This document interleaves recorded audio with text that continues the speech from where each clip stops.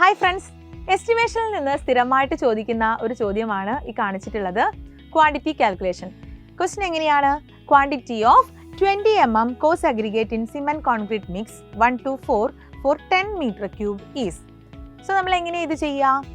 Quantity കണ്ടുപിടിക്കാൻ വേണ്ടിയിട്ട്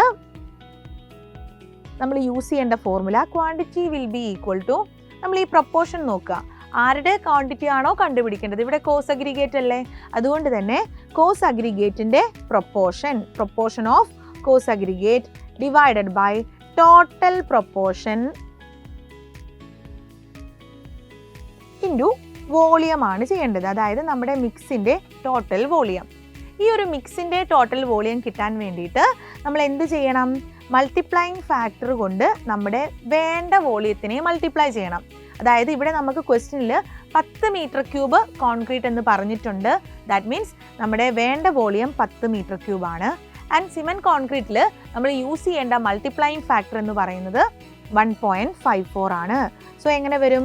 cos അഗ്രിഗേറ്റിൻ്റെ പ്രൊപ്പോർഷൻ എന്ന് പറയുന്നത്, ഇപ്പോൾ നമുക്ക് മിക്സ് 1, 2, 4 എന്ന് പറഞ്ഞാൽ 1 സിമെൻ്റ് ആണ്, അതേപോലെ 2 എന്ന് പറയുന്നത് ഫൈൻ അഗ്രിഗേറ്റ് ആണ്, ആൻഡ് 4 ആണ് കോസ് അഗ്രിഗേറ്റ്. സോ കോസ് അഗ്രിഗേറ്റിൻ്റെ പ്രൊപ്പോർഷൻ 4 ആണ്. ആൻഡ് ടോട്ടൽ പ്രൊപ്പോർഷൻ എന്ന് പറഞ്ഞാൽ ഈ ഒരു പ്രൊപ്പോർഷൻ നമ്പേഴ്സ് ഒക്കെ നമ്മൾ ആഡ് ഓൺ ചെയ്യുക. ദാറ്റ് മീൻസ് 1 + 2 + 4 ഇൻറ്റു വോളിയം കിട്ടാൻ മൾട്ടിപ്ലൈയിങ് ഫാക്ടർ ഇൻറ്റു നമ്മൾ എത്ര വോളിയം ഓഫ് കോൺക്രീറ്റ് ആണ് ഉണ്ടാക്കുന്നതെന്ന് നോക്കുക. സോ ഇവിടുത്തെ മൾട്ടിപ്ലൈയിങ് ഫാക്ടർ 1.54 ആണ്, ഇൻറ്റു 10 എന്ന് വരും. സോ ഇത് നിങ്ങൾ ചെയ്യുമ്പോൾ നിങ്ങൾക്ക് 8.8 എന്നുള്ള ആൻസർ കിട്ടും. പക്ഷെ അത് ഓപ്ഷനിൽ ഇല്ലല്ലോ. അതിനോട് അടുത്തുള്ള ആൻസർ, അതായത് 9 മീറ്റർ ക്യൂബ് ആണ് നമ്മൾ ചൂസ് ചെയ്യേണ്ടത്. ഈ ഒരു മൾട്ടിപ്ലൈയിങ് ഫാക്ടർ ഓരോ വർക്കിനനുസരിച്ചും വേരിയിങ് ആണ്. നമ്മൾ കോൺക്രീറ്റിംഗ് ഓപ്പറേഷൻ ആണ് ഈ പറഞ്ഞിരിക്കുന്ന 1.54 എടുക്കേണ്ടത്. സോ വീണ്ടും ഒരു പ്രോബ്ലത്തിൽ കാണാം. Thank you all.